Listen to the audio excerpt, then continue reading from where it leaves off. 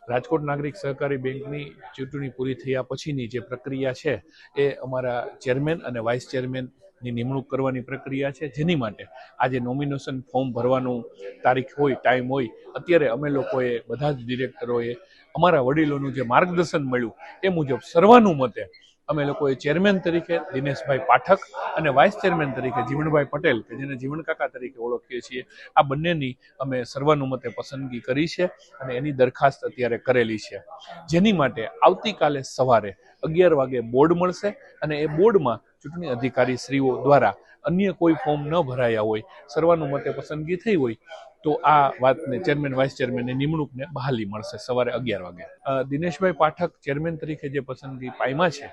એ પૂર્વ અધિકારી છે, ઇન્સ્યોરન્સમાં એ ઓફિસર હતા અને સંઘ સાથે RSSના સંપૂર્ણ સ્વયંસેવક છે અને બેંક સાથે પણ ઘણા ટાઈમથી જોડાયેલા છે. ખૂબ સારો અનુભવ છે. ડિરેક્ટર તરીકે પણ બેંકમાં રહી ચૂક્યા છે અને ફરીથી ચૂંટાયા એવા છે. એમનો ખૂબ સારો અનુભવ બેંકને મળેલો છે અને આગળ પણ મળતો રહેશે એવું એકદમ પીઢ વ્યક્તિત્વ છે. જીવણભાઈ પટેલ બેંકના પૂર્વ વાઇસ ચેરમેન પણ રહી ચૂક્યા છે, અગ્રણી ઉદ્યોગપતિ છે અને એવો પણ બેંકમાં પૂર્ણ સમય એમણે કામ કરેલું છે અને એમના અનુભવનો પણ બેંકને લાભ મળશે.